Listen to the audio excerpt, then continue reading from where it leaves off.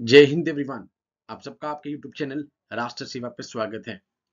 हम 14th of March तक की करंट अफेयर डिस्कस कर चुके हैं एंड आज हम 15 से लेकर 31st ऑफ मार्च तक की करंट अफेयर्स डिस्कस करेंगे। ऑल्दो इस स्पैन के बीच में कुछ ही इंपॉर्टेंट न्यूज है, बिकॉज इस स्पैन के अंदर जितनी भी इंपॉर्टेंट न्यूज थी हम अलग से सेशंस में यहाँ पर डिस्कस कर चुके हैं। ओके, अब ऑलमोस्ट हमारे पास 20 दिन, अगर हम कहें 20 या 19 दिन ही बचे हैं यहाँ पर एनडीए और सीडीएस के लिए। आप देख सकते हैं चैनल पे लगातार एनडीए से रिलेटेड मैथ्स के लास्ट ईयर पेपर्स आ रहे हैं, इंग्लिश के आ रहे हैं एंड इसी के साथ साथ अब हमने वहां पे एक और सीरीज भी स्टार्ट की है जिसमें ज्योग्राफी के सारे यहाँ पर क्वेश्चंस को डिस्कस किया गया है। तो जितने भी एस्पिरेंट्स हैं वो प्लेलिस्ट में जाके यहाँ पर मैथ्स वाली प्लेलिस्ट, इंग्लिश की प्लेलिस्ट यहाँ पर, या फिर जो करंट अफेयर्स की प्लेलिस्ट है वो लगातार यहाँ पे देख लें, सो दैट 21 अप्रैल से पहले वो एक बार सारी की सारी रिवीजन एक साथ कर लें। ओके, पहली न्यूज 15 मार्च की है। यहाँ पे Shri Ganesh Kumar and Shri Sukhbir Singh Sandhu, senior IAS officers, इनको यहाँ पर इलेक्शन कमिश्नर लगाया गया। अब इस न्यूज में हमारे लिए क्या इंपॉर्टेंट है? नंबर 1, आर्टिकल नंबर 324 जो डील करता है with the election commission. Election commission जो कि एक कॉन्स्टिट्यूशनल बॉडी है, जिसमें हम देखते हैं कि इलेक्शन कमीशन में एक चीफ इलेक्शन कमिश्नर होते हैं एंड उनके साथ 2 इलेक्शन कमिश्नर होते हैं। रिसेंटली ही दिसंबर में, यहाँ पे दिसंबर 2023 में सरकार यहाँ पर एक लॉ लेकर आई थी जिसमें यहाँ पे जो प्रोसीजर है उसको चेंज किया गया था। दैट मीन्स पहले इसमें प्रधानमंत्री, लीडर ऑफ ऑपोजिशन एंड बीच में डिमांड उठी थी कि chief justice of India third member होंगे सिलेक्शन कमेटी में। उसके बाद सरकार यहाँ पे कुछ चेंजेस करती है, प्रधानमंत्री, leader of opposition and a cabinet minister nominated by the prime minister. तो ये 3 मेंबर्स होते हैं यहाँ पे।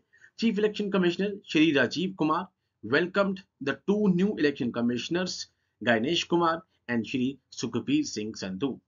He emphasized that the significance of their joining at this historical point when the team election commissioner of India is set to conduct general election। उसके बाद हमने देखा कि इलेक्शंस की डेट भी यहाँ पर अनाउंस हो जाती है यहाँ पे, ठीक है, वो हम अलग से सेशन में डिस्कस कर चुके हैं।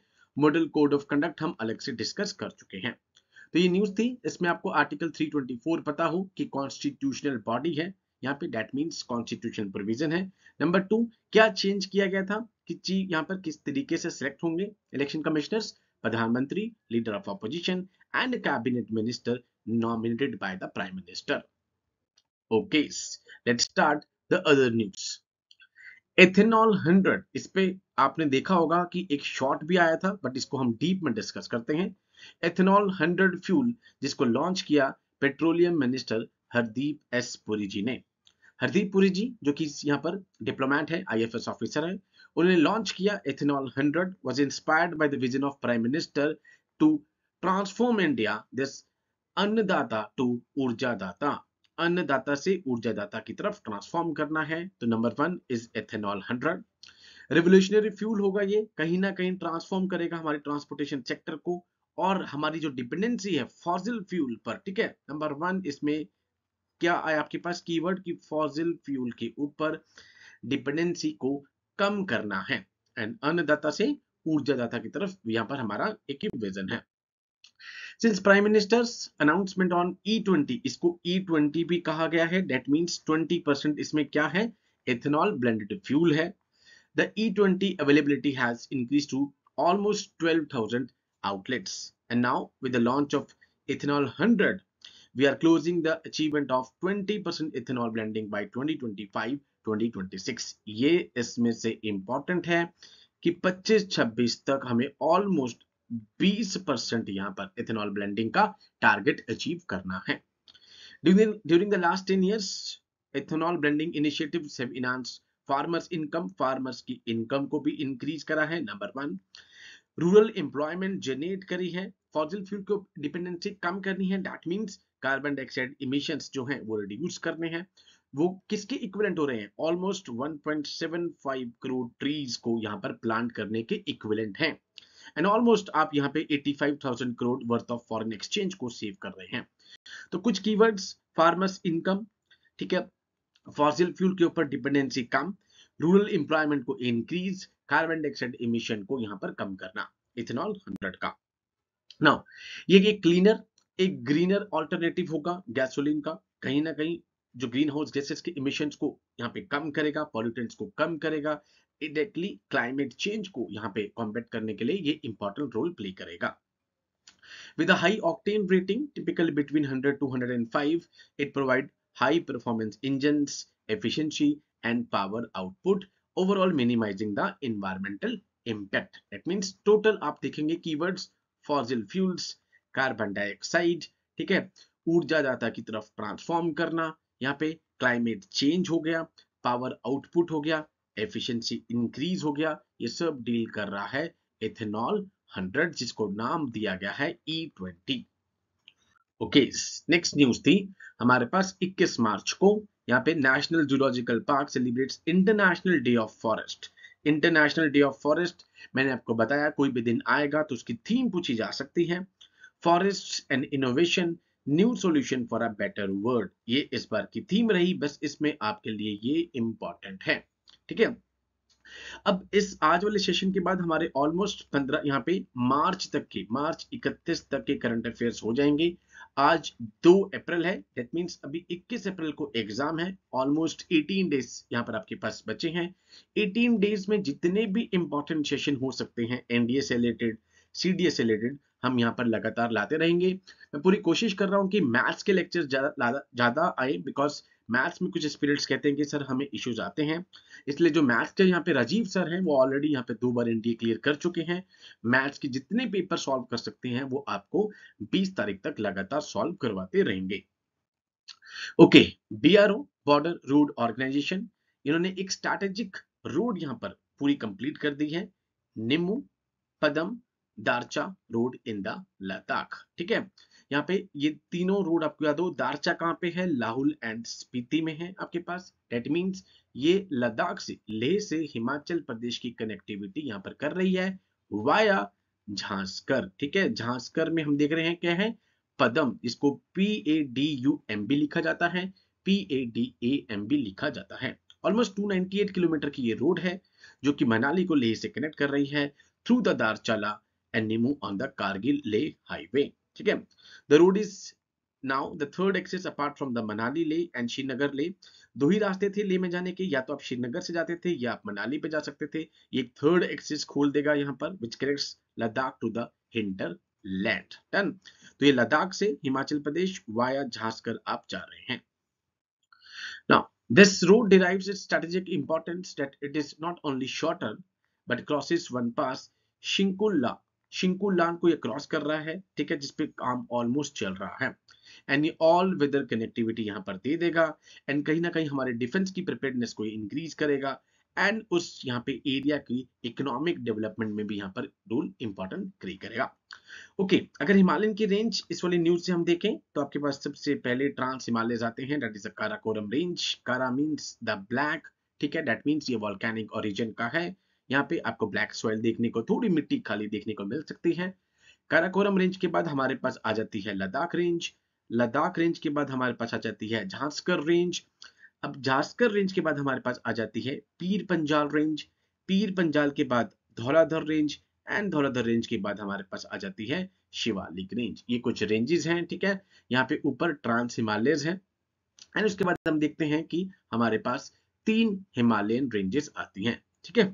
Okay, now next tree, president of India, president Bharat Ratna. मैंने ये यहाँ पर एक खाली इसलिए छोड़ा है सो दैट आपको फैक्ट्स बताए जा सके। मैंने अभी रिसेंटली शॉर्ट के थ्रू भी आपको बताया क्या क्या इंपॉर्टेंट पॉइंट है।